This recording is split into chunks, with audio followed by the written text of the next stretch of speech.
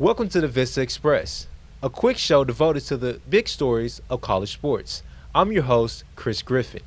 And I'm your other host, Rick Lemon. Let's get right to it. Last night, Kenny Hill torched the South Carolina defense. He went 44 of 60 and threw for 511 yards and 3 touchdowns. What's your thoughts on his performance? I mean, his performance was fantastic, but was this really the birth of another Johnny Football, or was this South Carolina's defense reeling from the losses they had last season, especially Jadeveon Clowney? What are we going to call him?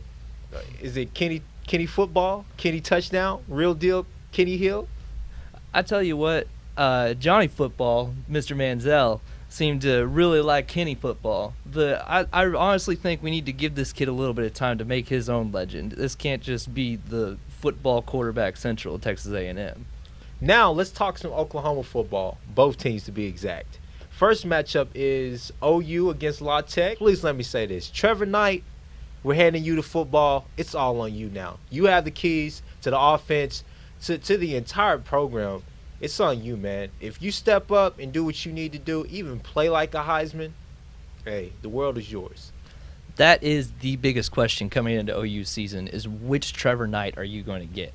You either get the Trevor Knight at the start of last season that's throwing passes 15 yards out of the bounds, or you get the Trevor Knight that tore up Alabama's defense. And, frankly, nobody gave them a shot in that game outside of Oklahoma until Trevor Knight came out and gave the MVP performance of his life.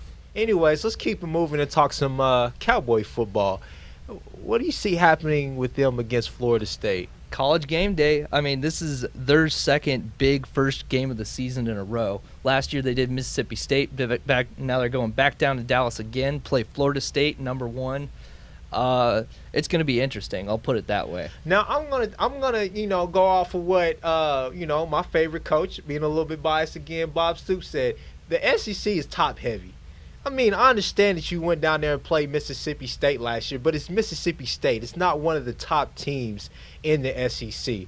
It's a different ball game.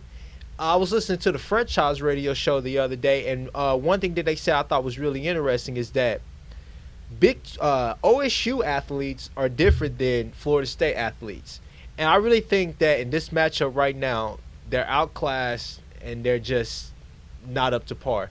Now, with that being said, they could surprise everyone in this country, including me. And if they do, hey, come and slap me, come and see me, talk to me about it. But I really don't see them having that much of a chance in this game. I mean, you never know. I understand Florida State's had amazing recruiting classes through the last 4 seasons. They've got stacked talent left and right, and they seem primed and poised to go for a two-peat national championship. But the thing is, they've had 2 months to prepare. Like, no matter who it is, if you give somebody 2 months, I bet Mike Gundy will get them so that they at least got a fighting chance. I want to see what kind of crowd it is. It's probably going to be a little bit Oklahoma State bias down there in Dallas. Only a 3-hour drive. Well, you're going to the game. I'm excited. I'll be down there. I'll be cheering along with them. But I'm just excited to see college football come back, and I'm excited to see what this game really does. And I think it is a toss-up. I do believe Florida State will show its talent in the depth chart once it starts getting down to the nitty-gritty of the game. But I think there's at least a fighting chance. If they come and punch them in the mouth early, who knows? Well, first, Ohio State and Navy. Some good, classic powerhouses. You got Navy in the triple option versus Ohio State without Braxton Miller.